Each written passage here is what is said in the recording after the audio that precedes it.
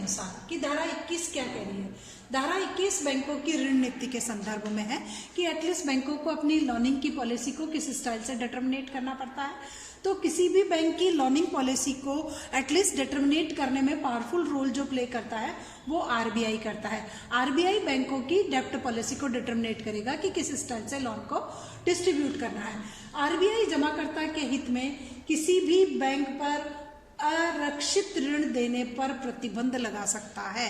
It means RBI को यह right है कि आरबीआई किसी भी पर्टिकुलर बैंक को अनसिक्योर्ड लोन देने पर जो है वो कंट्रोल लगा सकता है, वो रेस्ट्रिक्शंस लगा सकता है, बाउंडेशन लगा सकता है कि इस स्टाइल के अनसिक्योर्ड लोन जो है उनको डिस्ट्रीब्यूट नहीं करना है।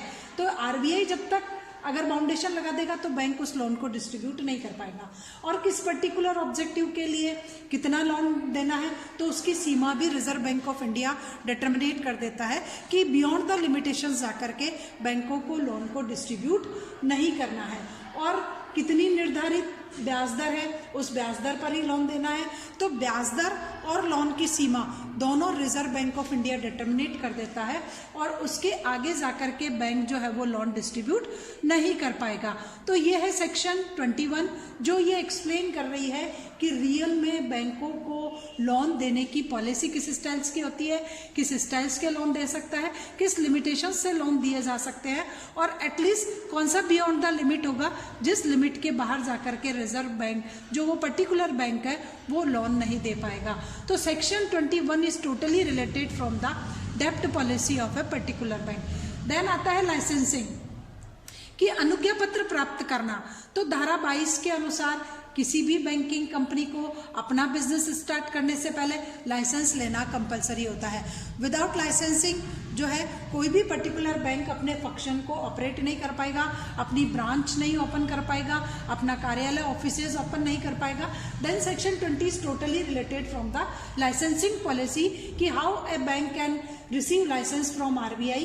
तो कंपनियों को आरबीआई से लाइसेंस प्राप्त करने की टोटल प्रोसेस को एक्सप्लेन किया गया है कि लाइसेंस देने की process reserve Bank of India की क्या होगी। तो इस सेक्शन के अकॉर्डिंग सबसे पहले बैंकों को आरबीआई के पास एक रिटन एप्लीकेशन फॉर्म सबमिट करना होगा, लिखित में आवेदन देना होगा। जब एप्लीकेशन सेंड करोगे तो एप्लीकेशन देने के बाद रिजर्व बैंक ऑफ इंडिया सोचेगा कि इस पर्टिकुलर बैंक तो इस सेक्शन के अकॉर्डिंग आरबीआई के पास एक रिटन एप्लीकेशन फॉर्म सबमिट करना होगा। उस जो आप एप्लीकेशन फॉर्म सबमिट कर रहे हो उस फॉर्म को देने के बाद रिजर्व बैंक ऑफ इंडिया सोचेगा कि उस पर्टिकुलर बैंक को लाइसेंस देना है या नहीं देना है।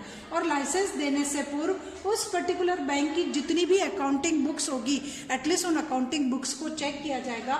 उन अकाउंटिंग बुक्स को चेक करने के बाद रिजर्व बैंक सोचेगा कि पर्टिकुलर बैंक को लाइसेंस इश्यू करना है या नहीं करना है। तो आरबीआई लाइसेंस देने से पूर्व 3 जो बातें हैं उन बातों पर जरूर विचार करेगा। उन बातों पर विचार करने के बाद ही किसी पर्टिकुलर बैंक को जो है वो लाइसेंस इश्यू किया जाएगा।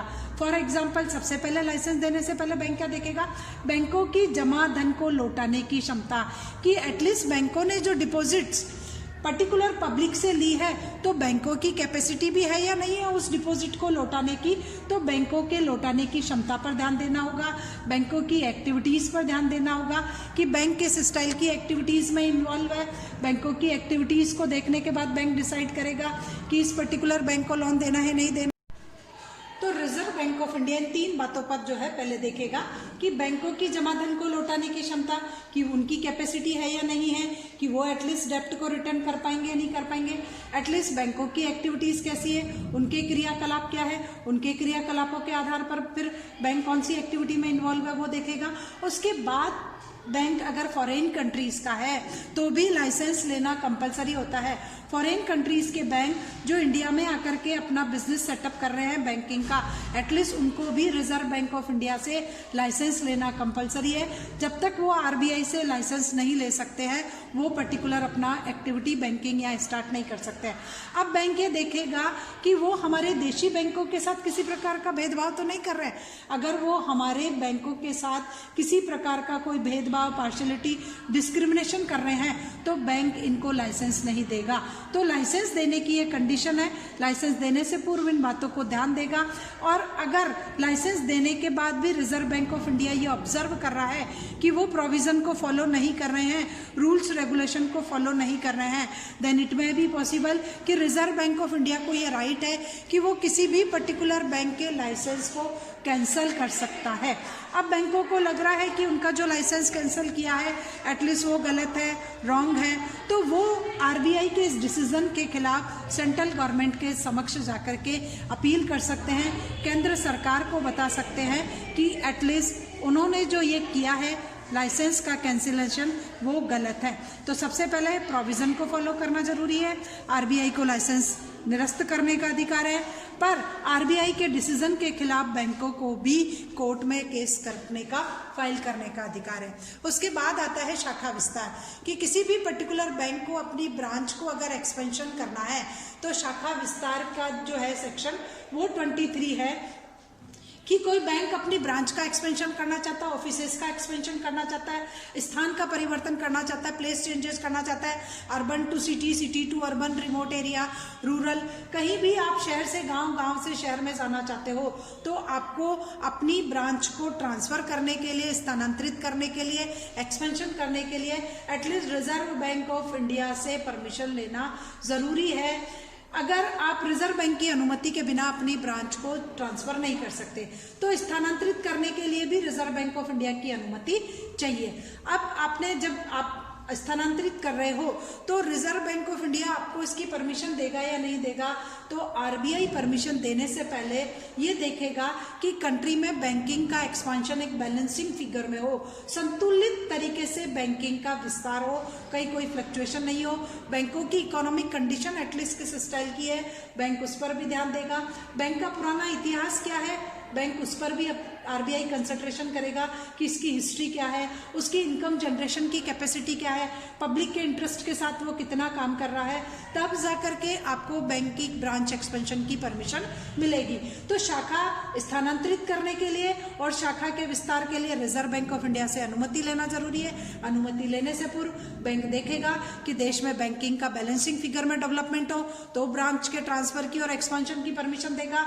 ये नहीं हो कि टोटल अर्बन एरिया में ही हो, रिमोट में नहीं हो, एटलीस्ट बिग बैंकों की इकोनॉमिक कंडीशन कैसी है, प्रॉपर कैपिटल है या नहीं है उनके पास, उनकी हिस्ट्री क्या है कि कहीं उन्होंने पब्लिक के इंटरेस्ट को इग्नोर तो नहीं कर दिया, इनकम कितनी जनरेट कर पा रहा वो बैंक और पब्लिक का इंटरेस्ट कितना ले रहा है, जनता के हितों के विरुद्ध तो काम नहीं कर रहा है। अब अगर आप शाखा अस्थायी रूप से परिवर्तित करना चाह रहे हो, केवल 1 महीने के लिए ब्रांच को यहाँ से वहाँ ट्रांसफर करना चाह रहे हो, तो इसके लिए रिजर्व बैंक ऑफ इंडिया की अनुमति लेना जरूरी नहीं है।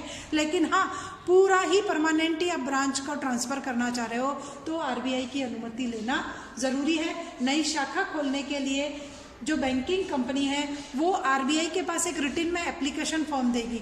जब रिजर्व बैंक ऑफ इंडिया को आप एक रिटन में एप्लीकेशन फॉर्म देते हो तो आरबीआई सोचेगा कि आपको ब्रांच के एक्सपेंशन की परमिशन देनी है या नहीं देनी है। अब आपने जब रिजर्व बैंक ऑफ इंडिया के पास एक लिखित में एप्लीकेशन दे दी कि मुझे मेरी ब्रांच का एक्सपेंशन करना है, चेंज करना है, यहाँ से वहाँ स्थान परिवर्तित करना है, तो सबसे पहले बैंक ये देखेगा कि उसकी स्थिति कैसी है, उसकी वित्तीय स्थिति कैसी है, उसकी इतिहास क्या था, उसका बैंकों का मैनेजमेंट किस स्टाइल का है, मैनेजमेंट में डायरेक्टर्स और इनकी क्या कंडीशंस है, उनकी कैपिटल कितनी है बैंकों की, और इनकम की पॉसिबिलिटी क्या है कि कितनी इनकम होगी और वो सार्वजनिक हित के रूप में काम करेंगे या नहीं करेंगे। तो ये सारी की सारी चीजें एक बैंक जब कभी भी आप शाखा विस्तार करते हो या स्थान परिवर्तित करते हो, आरबीआई के पास एप्लीकेशन फॉर्म सेंड करते हो, तो सेक्शन 23 बैंकिंग रेगुलेशन एक्ट 1949 की section 23 is totally related from place changes and branches expansion से है, शाखा विस्तार स्थान परिवर्तन से है। आरबीआई की अनुमति लेनी पड़ती है, अनुमति लेने से पूर्व बहुत सी बातों को देखता है, बातों को देखने के बाद ही आपको शाखा विस्तार की अनुमति देनी पड़ती है। अस्थायी परिवर्तन के लिए अनुमति अनिवार्य नहीं है, लेकिन स्थायी और आप परमानेंट चेंज कर रहे हो अपनी शाखा को तो उसके लिए रिजर्व बैंक ऑफ इंडिया से अनुमति लेना जरूरी है।